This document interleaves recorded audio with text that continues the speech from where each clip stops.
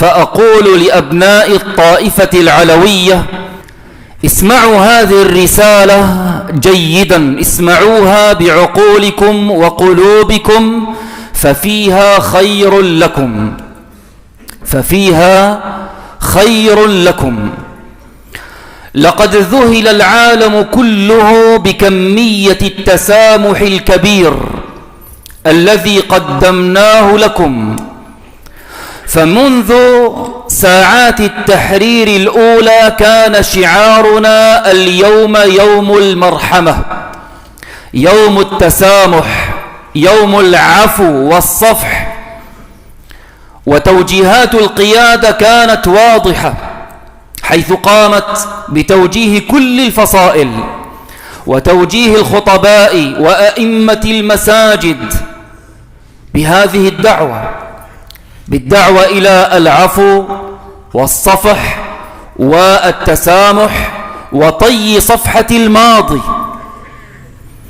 وفتحنا مراكز للتسوية وجلسنا مع عقلائكم ومشايخكم وقلنا لكم: تعالوا نضع أيدينا بأيديكم فأنتم شركاؤنا في هذا الوطن، تعالوا بنا لنبني البلد وننسى تلك الصفحة السوداء والمظلمة. وكانت دعوتنا واضحة، وطالبنا وقلنا: من بقي في بيته فهو آمن، الأمان عليكم. فقد طالبنا بمن؟ بالمجرمين، بمن ثبت تورطه في أعمال الإجرام. وكانت الرسالة واضحة. ثم بعد ذلك كله غدرتم بشبابنا، فقتلتم 14 شابا من عناصر الأمن، وخرجتم بمظاهرات ترفعون فيها شعارات طائفية: يا علي ويا حسين. يا أبناء الطائفة العلوية، إلى متى؟ إلى متى هذه الطائفية؟ نحن عفونا عنكم ودعوناكم لأن نتكاتف لنبني هذا البلد، وتسامحنا رغم كل الجراحات النازفة، رغم كل الصور المؤلمة التي رسمتموها مع الطاغية. رغم كل هذا وبعد كل هذا التسامح والرحمة والجلسات تخرجون بمظاهرات طائفية. أما كفاكم طائفية؟ إلى متى؟ وماذا تريدون؟ وبمن تشدون ظهوركم؟ بإيران؟ بعد تصريح من إيران، تصريح واحد، شددتم ظهوركم وخرجتم إلى الشوارع تنادون: يا علي ويا حسين. هل تظنون أن إيران التي كسرنا رأسها ستنقذكم؟ إيران تستخدمكم حطبا لمصالحها، تستخدم شيعة العرب وتستخدمكم حطبا لمصالحها. انظروا إلى نبل والزهراء، ماتوا جوعا وعطشا ولم تتدخل إيران. انظروا إلى لبنان، أبيد الحزب وقصفت لبنان وبيوت الشيعة وقرى الشيعة، لم تتحرك إيران. هل ستنقذكم؟ هي دعوات تحريضية طائفية فقط لحرقكم. انظروا إلى قراكم، قرى بأكملها في الساحل لا يوجد فيها شباب قتلوا في المعارك. ماذا تريدون؟ أن تجهزوا على بقية شبابكم؟ حافظوا على أنفسكم، حافظوا على شبابكم من هذه الدعوة الطائفية.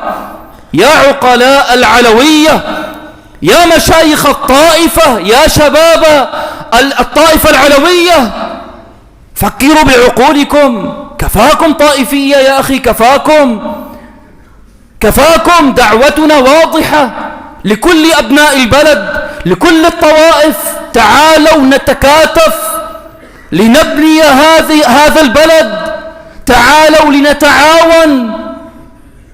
كل واحد حقه محفوظ يا أخي، كل واحد حقه محفوظ.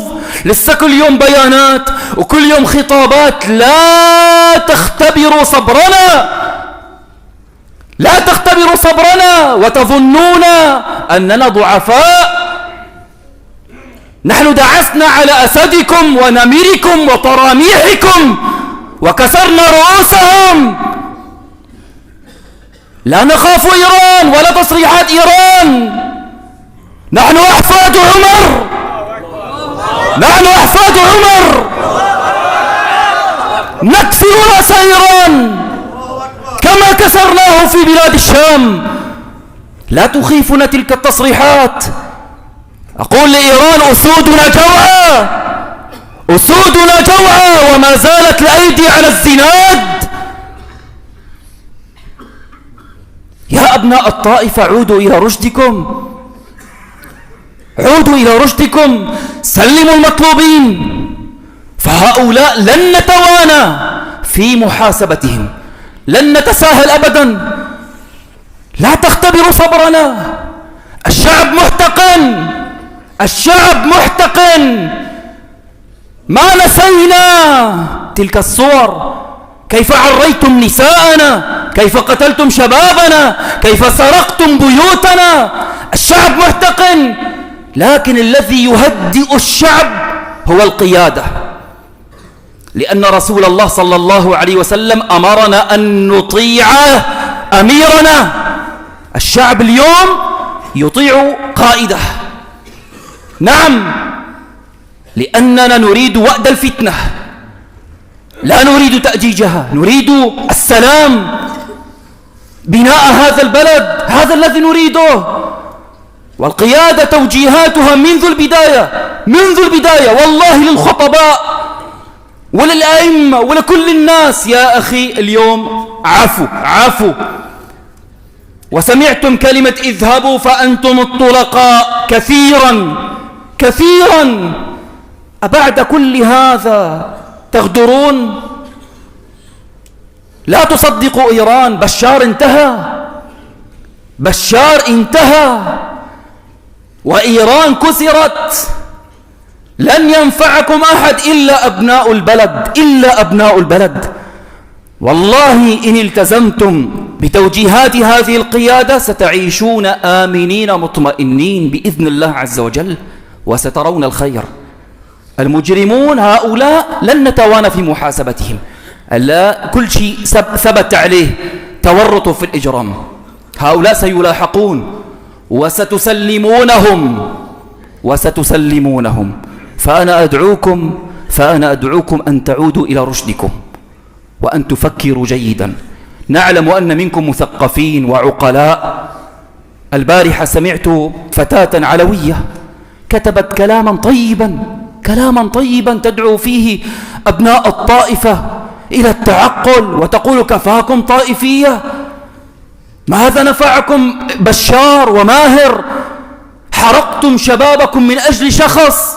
لمن تقاتلون؟ من أجل من تقاتلون؟ من أجل من بالله عليكم؟ من أجل من؟ من أجل من؟ كفاكم طائفية يا أخي، كفاكم طائفية، كفاكم طائفية. نسأل الله تبارك وتعالى أن يمن علينا بالأمن والأمان.